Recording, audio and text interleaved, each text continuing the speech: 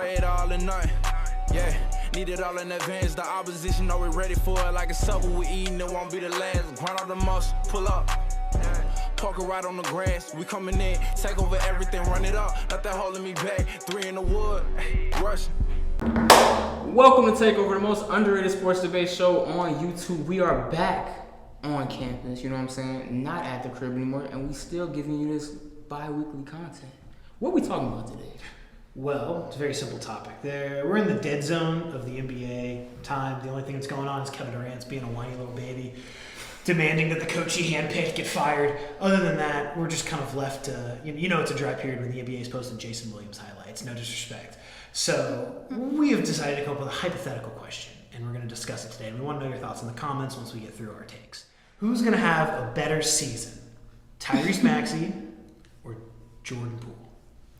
All right, so I believe it is very close because both of these players obviously are really good and they both have so much room to grow. But I believe Jordan Poole is going to have a better season. And my decision is really dependent on a couple of things. First off, when I look at Maxey, right, I think it depends on whether James Harden is going to be, he's going to play that more of a facilitator role or if he's going to go back to the way he used to play in Houston. We've seen James Harden get out of shape. We've seen him sabotage his way through certain situations. But the fact that he took a pay cut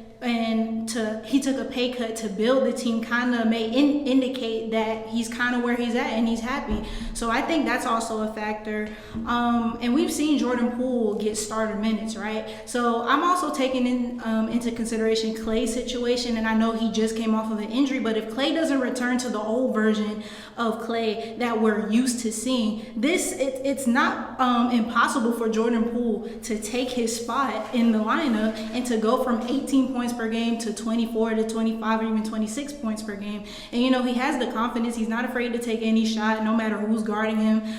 He has the star potential, and he has the potential to be an elite scorer, especially with a team like the Golden State Warriors who prioritize team basketball. And you also have a player like Steph Curry who isn't afraid to take the back seat and will let Jordan Poole have that spotlight as well. And he'll also have other mentors like you have Steph Curry, Klay, and Draymond. So I believe Jordan Poole will have the better season. Who you got, Josh? Oh man, it's a simple answer to me. It comes down to how many mouths are there to feed in each situation. If you go to Houston, obviously Joel Embiid is the centerpiece of that team, as he rightfully should be. Say Houston, bro. It's a bad day for Josh, man.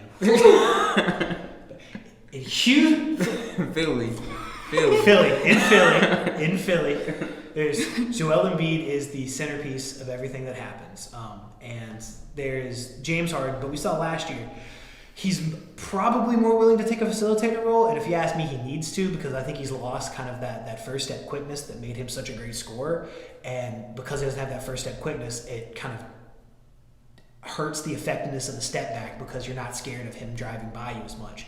So, and I think for the betterment of the team, he'll become more of a pass first guy. And either way, even if he wants to be a scorer, at this point, you got to give the ball to Tyrese Maxey because Tyrese Maxey has shown that he's one of the better off-ball shooters in basketball, and he's a legitimate 3-level scorer who is explosive enough to get to the rim. He's coordinated enough to pull up in the mid-range, and he's great everywhere for 3. So in that case, because there's only those two, Tobias Harris isn't going to get more touches than Tyrese Maxey. So at worst, Tyrese Maxey is the third option. I think he's more of a number 2. In Golden State, Jordan Poole, as of right now, is the 6th man. And I know, DeAndre, you're talking about what if they bench Klay. I think it's going to take a lot for Steve Kerr to bench the shooting guard that's brought him, 4 championships? 4. I think it's going to take a lot for him to be like, yeah, this guy's he's not my starter anymore. If just because Klay does so much more for a team than, just if he's not a 20-point per game scorer. The threat of Klay shooting is still very real. And Klay still does more on defense than Jordan Poole does because Jordan Poole doesn't play defense. He's a wet paper bag. And so I think that's going to significantly factor into Steve Kerr's decision to start him, if at all, because you can't put him out there necessarily with Steph Curry because then you don't have anybody to really put any resistance up there. And even if you do start him, again, he's the number 3 option because you've got Steph Curry. And then Andrew Wiggins is quite the scorer. I don't think he's better than Jordan Poole, but I think Wiggins would take precedent because he's a little bit older. I think he has a deeper bag of tricks. So I'm going with Maxey for the season. If you're asking who I want long term, I can't get you that answer right now because they're literally neck and neck. But I got Maxey with the better season. Maxey's the better shooter. To me, he's the better finisher. And if you look statistically overall, Maxey is the better player. But Tyrese Maxey plays with James Harden. And this is what I'm speculating. I'm speculating that James Harden will have a way better season than he did last season. I think he'll come in this season in shape. And that'll be a huge problem for the development of Tyrese Maxey because everyone knows James Harden is probably one of the best perimeter offensive players we've probably ever seen. And when he does it, it's a lot of dribbling. It's a lot of iso ball. Tyrese Maxey, he can shoot the three like you said, but he's not no catch and shoot guy. He has to have it off the dribble. And that's when I think he's most effective, when he's in transition, when he's able to make plays like that. And if James Harden is playing at his highest level, he isn't really the passer. He's James Harden, the scorer. And I think that's why I would have Poole over Maxey this season because of, like DeAndre said, the system that he plays in. When you have a superstar like Steph Curry who's, as much as he scores, he's willing to pass. Draymond Green's willing to pass. And all those people are willing to pass. I feel like there's more of a chance for Jordan Poole to be the explosion because you look at what Jordan Poole does, his game is extremely similar to Steph Curry. He plays in a system that's built for him to score, and that's exactly what he does. And I think people forget what Jordan Poole is doing during the playoffs. A lot of people had speculations about the Warriors going into that Nuggets series without Steph Curry in game one. They were thinking maybe Jokic could take one. Jordan Poole in his playoff debut dropped 30 points.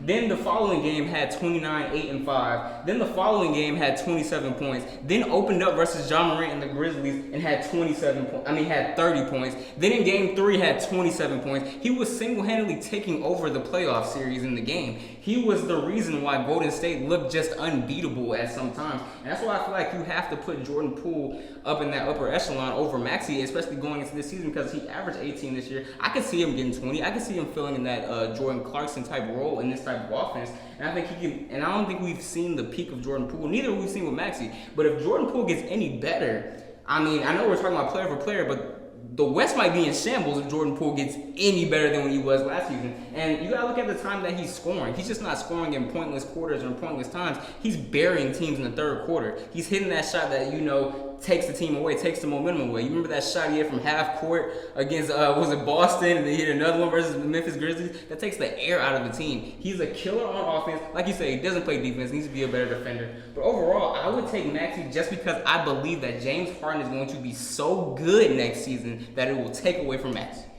Only note I'll give you is that Tyrese Maxey shot 45% on catch and shoot threes last year. Okay. So to say he's not a good catch and shoot guy is a little insincere. But I don't think that's not his whole game though. I think a lot of players may have that catch and shoot ability, but I'm just saying. But I don't think that's not the best thing for him to continually score. He's a guy who has to be in transition. He's a guy who starts the break. He's a guy who can go ISO as well. I don't think it really matters. I think he just scores. Matters. No, I'm saying, but I don't think he's just a catch and shoot player. You can't turn Tyrese Maxey into an Eric Gordon. You can't really do that with him. You look at what James Harden was in Houston, he got a lot of assists because he had big Capella right there, right? And now you have Embiid, and that's a 1 and 2 star. You look at James Harden, he was good with Russell Westbrook, right? He was good with because he was the main star. He has a co-star. He has a co-star in Philly. I don't know how good this third option is going to be because usually James Harden's third options are catch and shoot players. Chris Harris. You look at the rest of you had with Nets. Those are catch and shoot players. I don't believe that Tyrese Maxey is a strict catch and shoot player because he does so much more. Tyrese Maxey didn't shoot 45% on catch and shoot threes last year. Now, I see what you're saying that you don't necessarily want him to just be a catch and shoot player, but he can be a catch and shoot player with the best of them. But I also think that your point hinges on the idea that James Harden is going to operate the way he operated in Houston, which I don't believe he will. I do think last year he saw I can still be a very, very effective player while passing. And also, when he was in Houston, remember, he was the only star. There was nobody else. When Chris Paul was there, I mean, Chris Paul is already known as a facilitator. He was really the only star. He was always the best guy on the court. He's not the best guy on the court anymore. Joel Embiid is an MVP caliber player. They're not going to change the offense to cater to James Harden. James Harden's going to have to change to cater to Joel Embiid. And I think that allows Tyrese Maxey to be that straight line driver, play finisher in this offense, which I think is going to be very good for him. And I think it'll give him the opportunity to put up the numbers that I was talking about. Remember when Joel, after they lost, they said we didn't expect to get this version of James Harden? How do you know Joel Embiid doesn't want that version of James Harden that I'm talking about? I think it's hold on. I think it's very interesting at this point you want him to be his facilitator, but his co-star, the person you says he's going to have to feed the ball to, doesn't want him to play that way. And I feel like a lot of people criticize James Harden for only taking 2 shots in that fourth quarter versus Miami. They don't think he's as... I think he could also let the media get to his head and go back to the James Harden who just scores 40 and 50 on however many shots, right? Which isn't probably the best version of basketball to play, but that's one of the best players in the NBA when he is playing like that. He He's was one of the wildly best efficient. players in the NBA. Does that James Harden still exist? We don't know. That's what we're gonna find out, and I believe it still does. I don't think it does. I think he's lost a step. But also, you also have to take into consideration, like I said, that he's been sabotaging his way out of certain situations. That's true. So it's like maybe he's trying to find a situation where he will be happy in. He's back. So now that he's in a situation where he'll, he's back with Papa Maury. That's what I'm saying. He and Daryl, they're boys. He brought Daniel House back, so they're tight. And he brought up PJ Tucker. So I might bring Kevin Durant. Isn't that one of the things that Kevin Durant wasn't happy about though? Because James Harden wouldn't play. I don't know. Kevin Durant's not happy about anything. He's a child. That's gonna wrap up this episode. You have anything to say? Screw Kevin Durant. Hey. Shout out Atlanta Braves, defending World Series champions. About to go back to back. All right. Mike. Like the video, subscribe to the channel, hit the notification bell so you'll be notified every time we upload, and leave a comment. Tell us what you think about the video as well, and submit takes so we can respond to you guys. The NBA season has the schedules have now come out. Be very aware of Pelicans versus Milwaukee. Number 1's back. Might just show you a little something. Wow. He might just show you a little something. When do they play?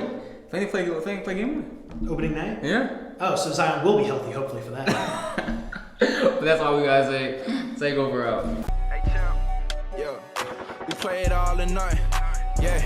Need it all in advance. The opposition know we're ready for it. Like a supper we eating, it won't be the last. Grind all the muscle, pull up.